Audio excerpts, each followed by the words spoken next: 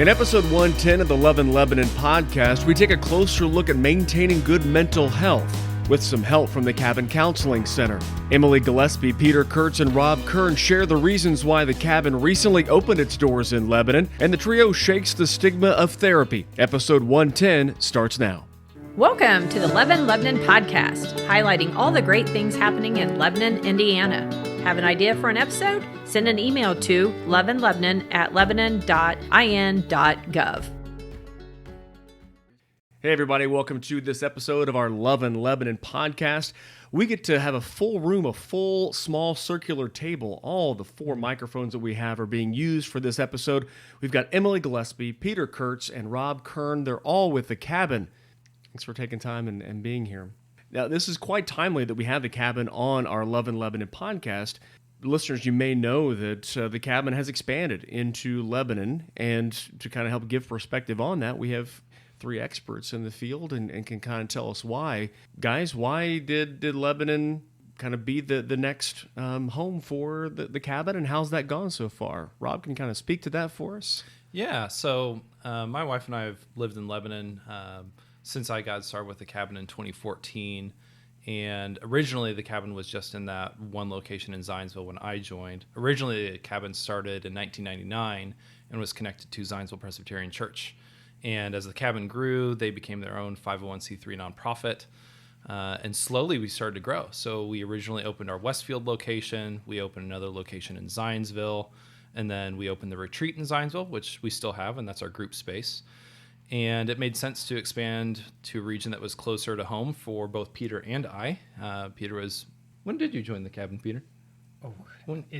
Hey, I'm doing the questions here. No, we're therapists, Joe.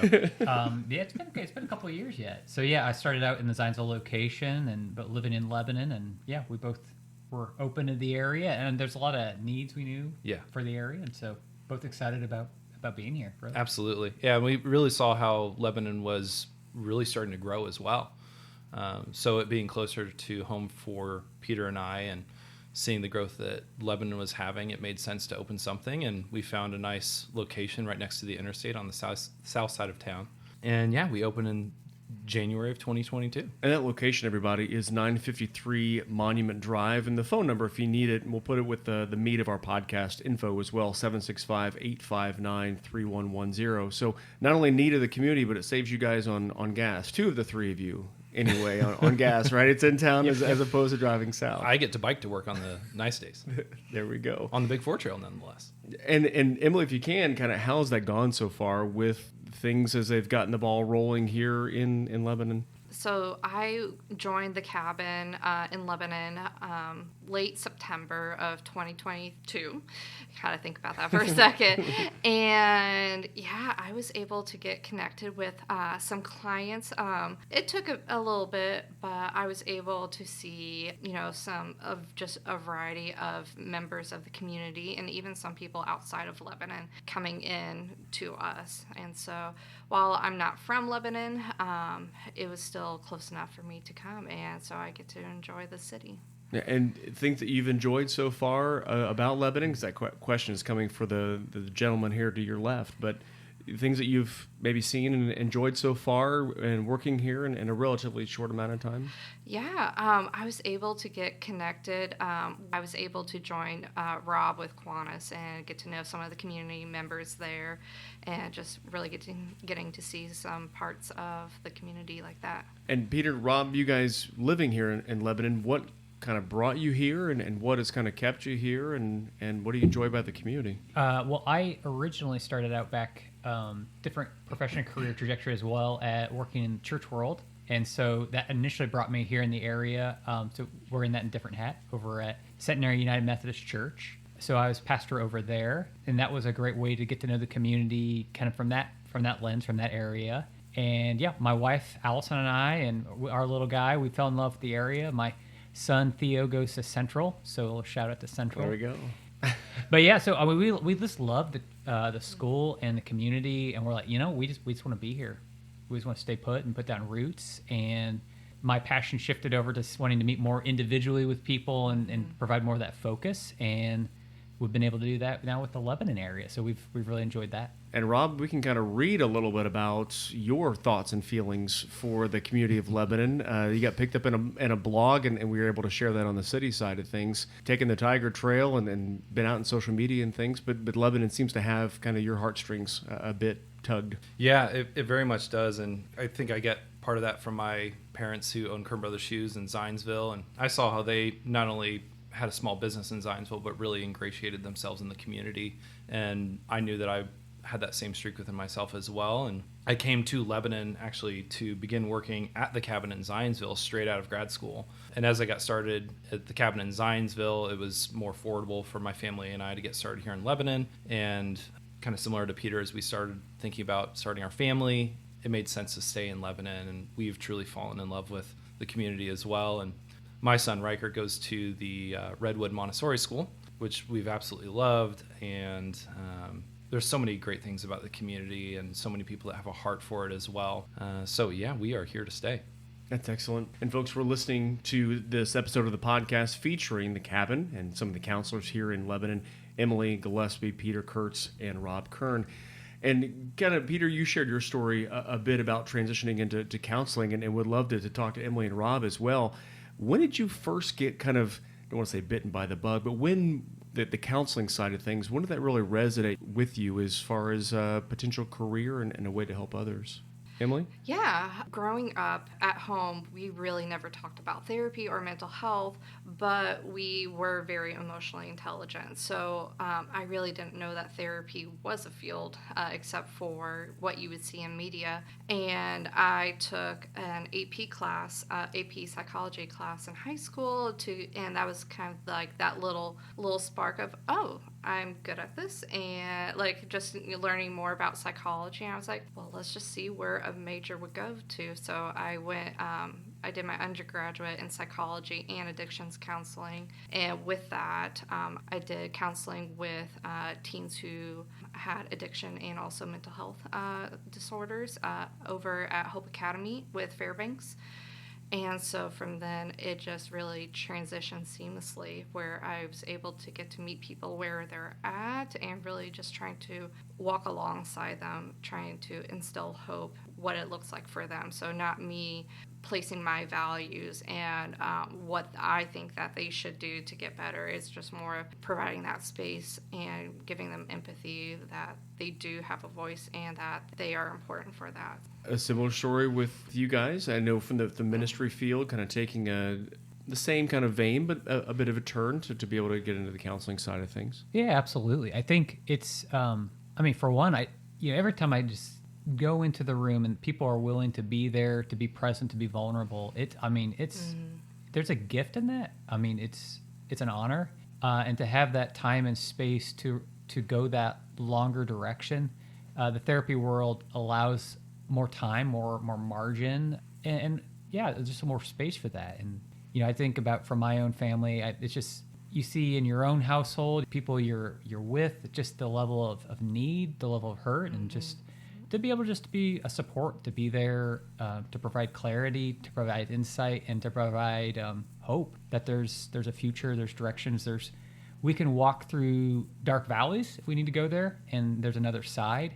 To me, that's just, it's exciting. It's that, and we were talking earlier about what gets you out of bed in the morning. I'm like, that's it for me. It's just like, just being able to know that we can give that hope to people and that there is another side.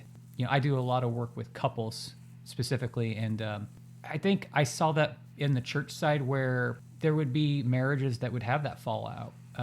They just collapsed, and you see the devastation that it gives. And I get that. There's no judgment there, but just to see the hurt and the fallout, and it almost felt like more I was observing and providing help afterwards in the role in that church side, which is it's a good role, just to be able to pivot into places where people are more in the trenches. They're trying to figure that out, maybe in a couple's dynamic.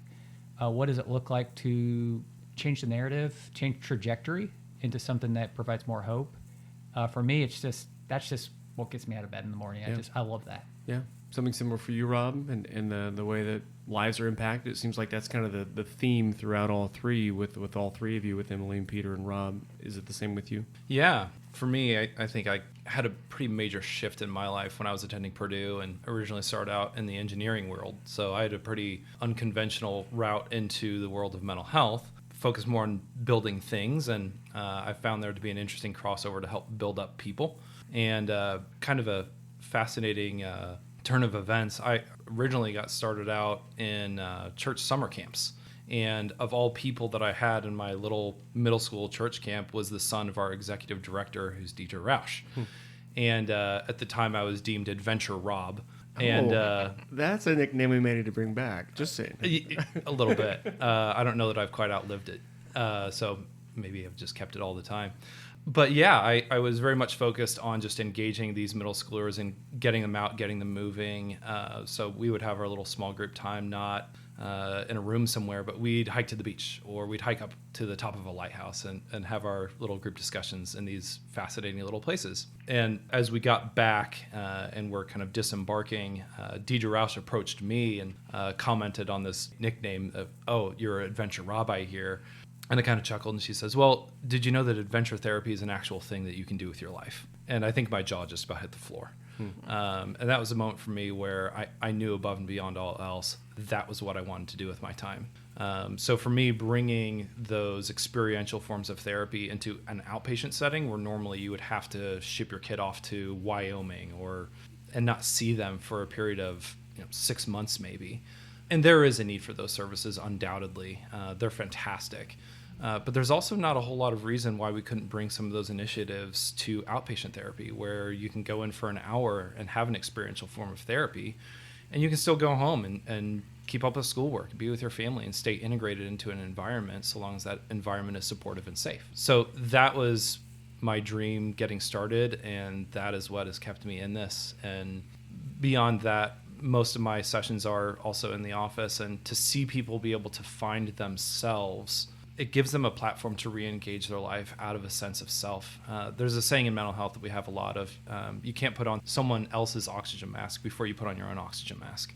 And a lot of people come into therapy with this belief of, it's wrong to take care of myself first. It's wrong to think about my needs. I have to be thinking about what do other people need and how do I conform to society's expectations or my family's expectations.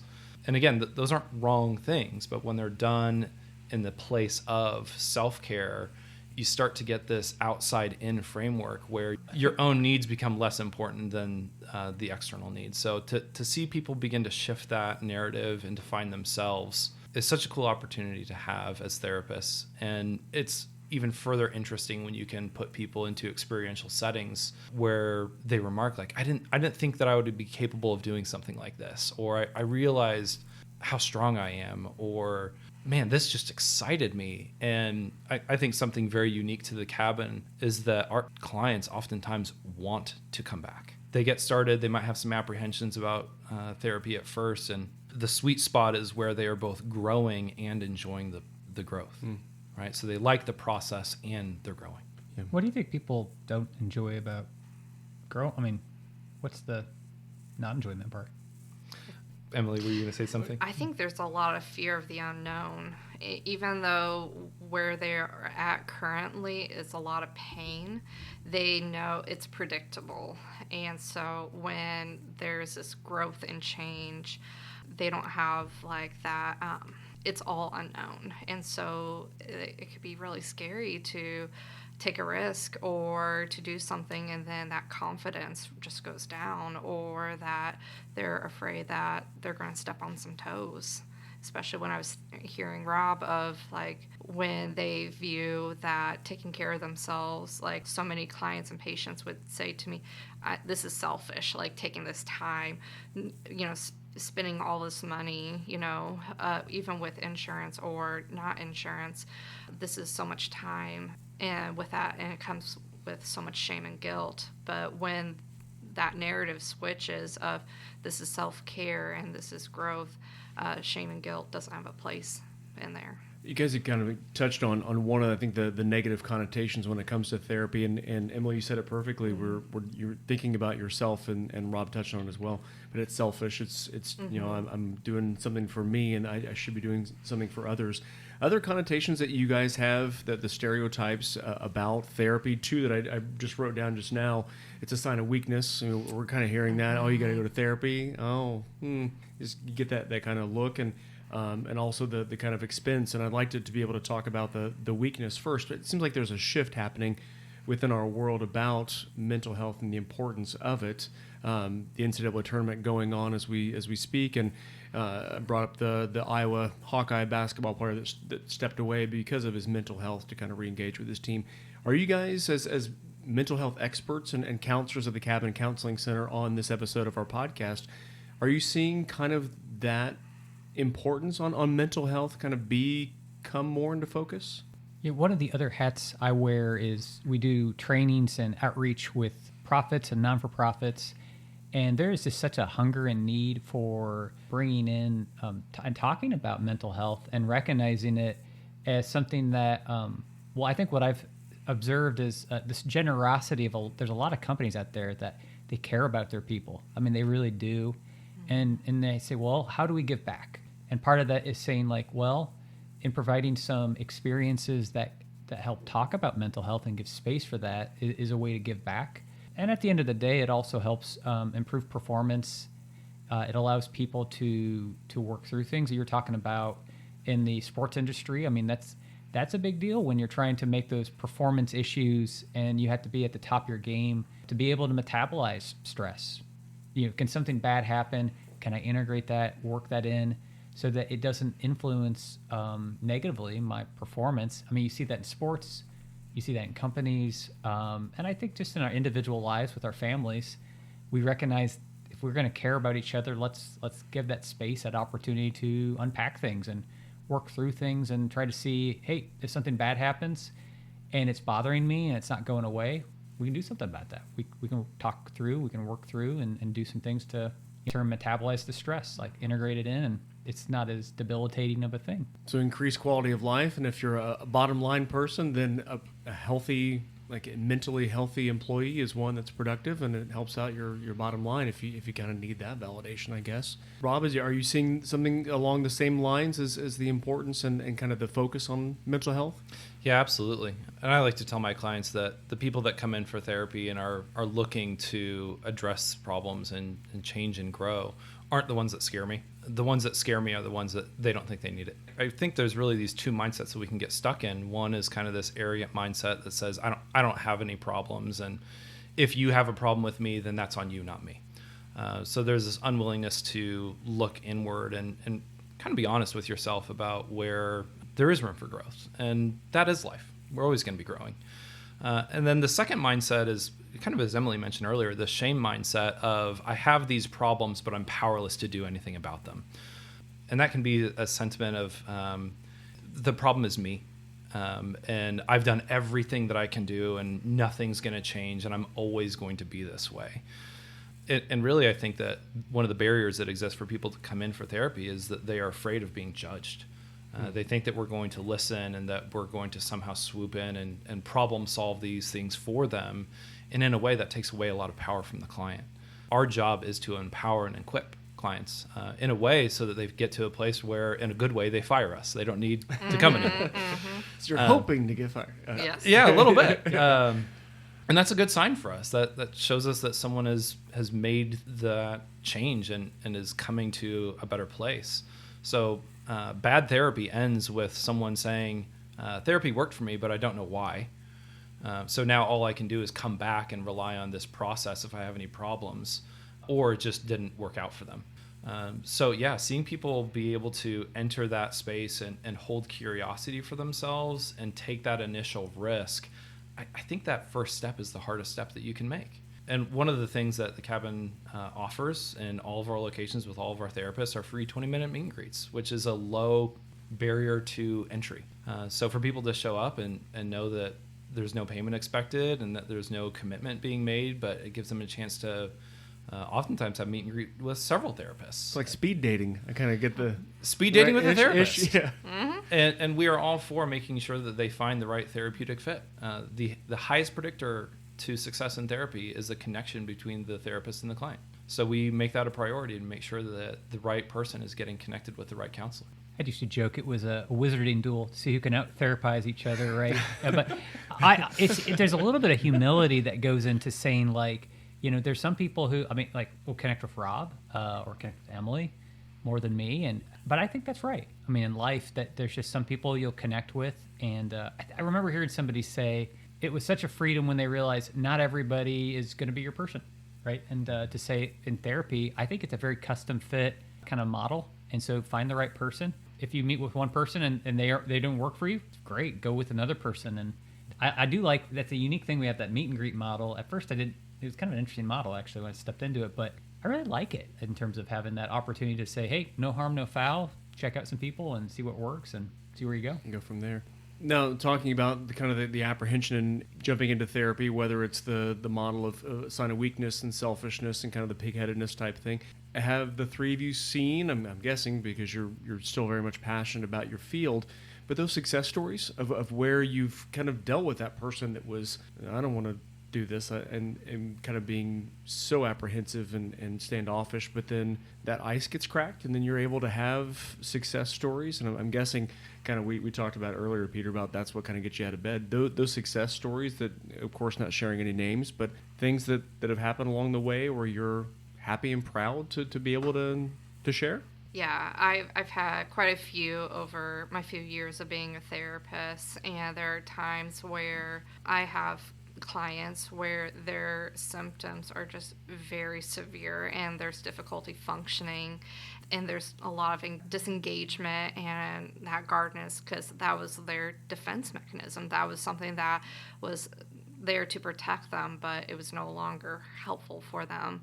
And over time and that's one of the things I love from switching from an agency to private practice is that we get to spend so much time building up that therapeutic relationship because, like as Rob said, that is one of the biggest pieces that kind of determines of the growth for the client. And so just getting to, like, I spent like part of a session just talking about Lord of the Rings because that's what you wanted to do. I don't know about Lord of the Rings, but I was just going like, I know The Hobbit, so that's what I can contribute to this.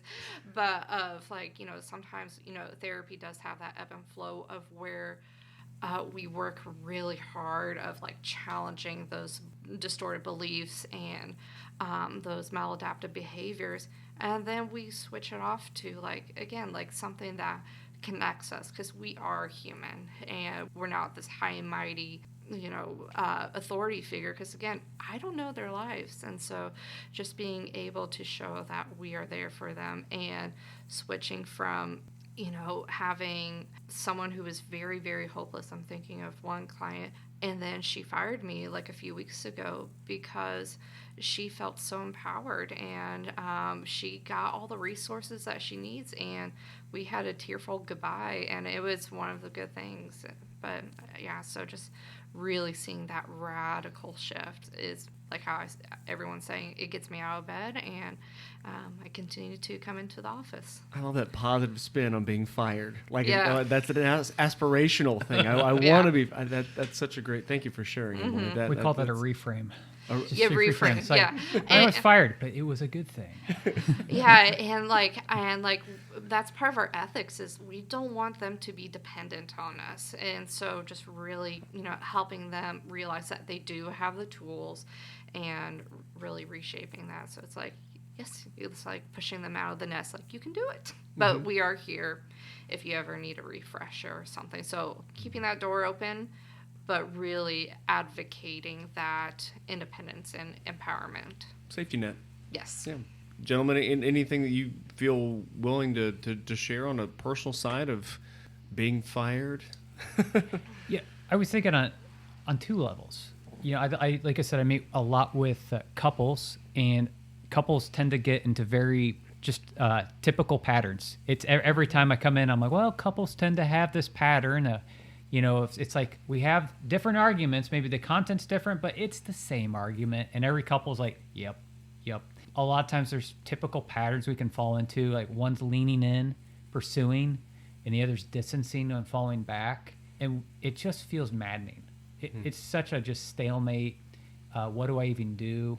I'm sure as people are listening, some of us are like, yep, that's me. And to have that moment where you can slow down those interactions and just soften and allow maybe one person is they hadn't been able to feel like they'd actually ever been heard. And they just get that little bit extra space just to get that out and just to see the whole couple system soften. It's just amazing. And it's doable, you know, just to help people to see like, this is doable. Like we can work through this. We can, change the trajectory. And then on another level, I think I meet with a lot of individuals. I'll do trauma work and just to walk with people who have parts in them that they don't think they can make the change. And in fact, they don't even know what that looks like. You know, we'll talk about disconnection, numbing, or dissociation. You know, those parts that say like, when those parts come up for people, it's like they're kind of checking out of the room. It's really hard to engage. It's hard to do the work. And to help create that safe space Emily was talking about, create that safe space in their room, to help them to befriend and get to know that aspect of themselves, and just to really see them start to walk through that journey. I've done that a number of times, and I think it's interesting just to watch. Well, the world literally lights up, right? When you move from a dark, dim place of depression into greater capacities, the world literally seems brighter to you.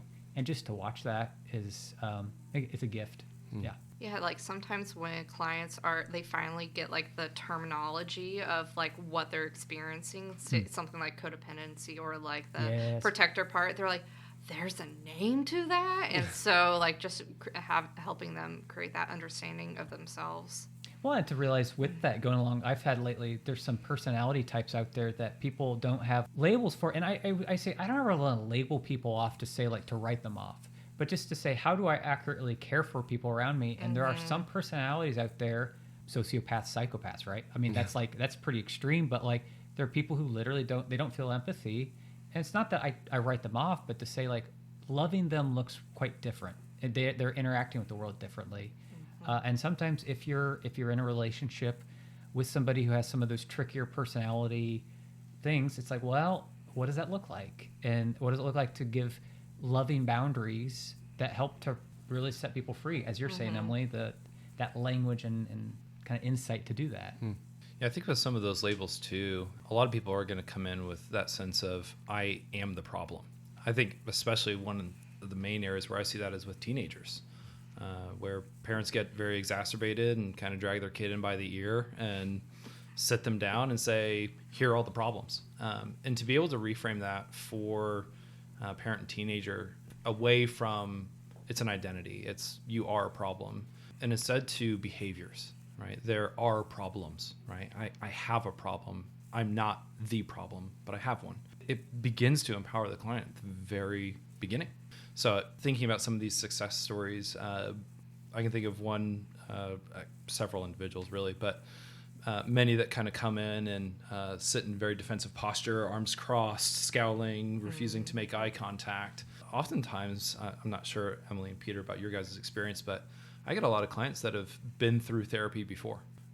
I seem to get quite a few of them and are not ready to do it over again. And they're coming in with the preconceptions about what it's going to look like, and they've already written it off as this isn't going to work for me. And partly our dilemma is so long as you believe that it won't work for you, it won't work for you. So to begin to challenge that narrative and to present a different offering and soften that response so that they can begin to reconsider if this can be helpful, if this can be something different for them. And again, with the adventure therapy, doing parallel processing where I'm not sitting across from the room, staring at them and asking them hard questions and putting them into the hot seat, but walking side by side with them and just gently prompting some questions and sharing dialogue. I love Emily's point about Lord of the Rings. We talk about all kinds of things with our clients, and I kind of take it as a duty of mine to stay in the know with all the various goings on in our culture, because people come in and they're going to test us on those subjects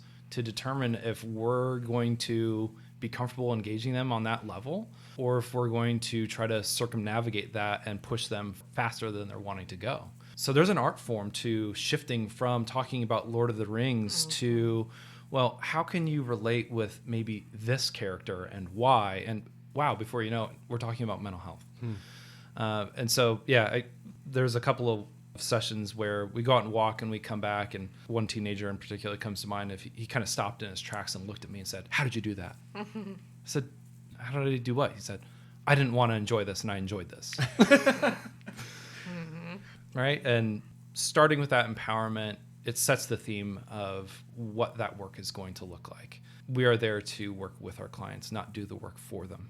That's such a great perspective. And we're talking with Rob Kern, Peter Curts, and Emily Gillespie here on the Love in Lebanon podcast. They work at the Cabin, recently expanded into Lebanon at 953 Monument Drive. You can reach out and find them online, quick Google search, or you can just give them a call, 765-859-3110. So we've kind of checked off the stereotype, the stereotypical thought, it's a sign of weakness. We've checked that off as no, this is you becoming a better version of you.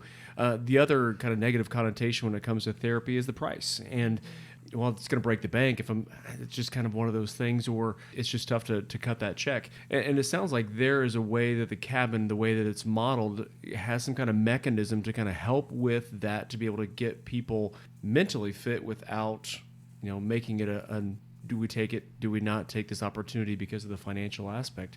That there's some kind of component there that exists to be able to help people do that, Rob? Yeah. So the Cabin offers a sliding scale. We are an out-of-network provider, meaning we don't take primarily insurance. But with being out-of-network, it is an out-of-pocket expense, so there is a sliding scale that can help lower the cost of therapy, and that's our Samaritan Fund. So our Samaritan Fund is a fund that we've gathered by individual donors, corporate donors, as well as fundraising events that we have annually. And since 1999, we've given out more than $1.75 million in assistance to individuals. So that served over 1,500 individuals, and about 30% of our clients qualify for that Samaritan Fund. And it's a very simple application process. It's based on the federal poverty level, which is the amount of income measured against how many individuals are in the household. So that can significantly lower the cost of therapy, paying for an individual session. Those payments can also contribute to meeting your out-of-network deductible if you do have insurance. But that's got to be helpful to be able to take that sense of worry away from people that, going in, we know it's going to be a financial burden, and then you're able to kind of lessen that? Yeah, and in addition to qualifying for the Samaritan Fund, as therapists, we can also work with our clients to set the pace of therapy. So there's a big difference between paying for a session or more in a week, and we can scale that down. For myself, I go as infrequently as once a month meeting with a new client. So if they're meeting that full criteria for the sliding scale, as well as scheduling and frequency of once a month, we can work with our client to figure out how to make those services more cost affordable for them. Gotcha. As we take the final lap here, Emily, Peter, and Rob, if someone's listening to this podcast and they're kind of on the fence or they're at the edge of the pool, how do we help them just go ahead and jump on in when it comes to therapy, whether it be for themselves or couples or their teenager, that type of thing? Definitely take our meet and greets. Definitely take that, where you can get that testing of the waters, seeing where it's not a therapeutic session. It's just more talking about like what you're looking for, what are your hesitations about therapy. And also that's where you get to ask any of the questions that you have for your therapist of like, does it have to be every week? And so where you get to really those questions answered. Yeah, I'd say take yourself serious. I mean, listen to yourself. My passion's more about seeing people's lives turned around, and maybe that's coming in a meeting with us, but maybe that's picking up a book or a resource. There are lots of resources out there, whether they're podcasts or books that talk about things, but whatever it is for you, pay attention to that, and don't wait till it's bad enough that you want to do something. There's a number of couples that come in and they're in what I call crisis mode. It's gotten really bad, right? And we're now dealing with fallout. that's not necessarily the terrain of change. Certainly, I'm happy to be of support during that time. But man, if we had just a month, maybe even a year, I don't know, a little bit sooner, let's talk about this and work through. Some of those issues could have been worked through, and the fallout could be far less. And it's the same with individual work. It's just like, pay attention to yourself, take yourself serious enough to take that next step. Meet with us, find that friend, find that resource, but take yourself serious. I mean, it matters, and the earlier you do it, the easier it is to change trajectory. You know, it's kind of like that ship leaving the port, right? If you're going across the ocean, it's like it matters, like just a little bit of turning early on can make a huge difference down the way. So I just say, take yourself serious. Great analogy. Yeah. And, you know, we're right next to the Boone County Sheriff's Department. So for listeners, we're not too far away. And in addition to calling, you can stop on by. As long as it's business hours, there will be someone up front to talk with you, and we can work something out. I like to say that it's never too early and it's never too late. So whether it's yourself or somebody else, if there are things going on and you think that therapy could be a helpful option, reach out. As I said earlier, that first step is the hardest step. So once that ball gets rolling in any direction, you're already advocating for yourself, even if it takes a while to find that right connection or to find the right service provider. I like what Peter said, taking yourself seriously. And again, that means your relationships as well. So if you see someone else that you think that they could benefit from therapy as well, being able to have a humble conversation with them where the approach is being done out of loving concern for them, not a place of, I know better than you. And I've seen so many individuals, I work with a lot of mood disorders, so anxiety, depression, obsessive compulsive disorder, that they gain awareness because someone was courageous enough to have a conversation and say, I love you, and something seems to be going on, and I want to be a part of this discussion with you. We need to be willing to name those elephants in the room. And when we do, they hold less power over us. So continuing to have those discussions, continuing to have an advocate in your back pocket that you can turn to, but that you're also getting empowerment from, like we've been talking about. Reestablishing that sense of, let me say it this way. I recently heard self-compassion defined as having the belief that no good thing is too good for you. So if therapy can be a part of reinstilling that belief in someone, I think we've done our job. And all three are accepting new clients right now. So if someone's listening to the podcast, they can stop on by during business hours or the contact information we're putting with this podcast. That's right. And yeah, we have no waiting list. And check out, our website, cabin.org, and where you can look at profiles and some more info for people if you just want to get to know us that way. Yeah, and on our website, as Peter was saying about our profiles, we each have our own specialties, and so you get to see what our theoretical orientation is and the typical populations that we work with as well. So no issue is too small with therapy, so, and all issues are valid. Emily, Peter, Rob, thanks for being here on the podcast. Really appreciate it. Hopefully the seat wasn't too hot and all those things. And appreciate you listening to this episode of our Love in Lebanon podcast. The address, 953 Monument Drive in Lebanon, is where you can find the cabin located in Lebanon. 765-859-3110 is the place to go. And we mentioned the website. We'll put all this information in the body, the info portion of our podcast episode. But more episodes are coming your way soon. Thanks for listening, everybody. Take care.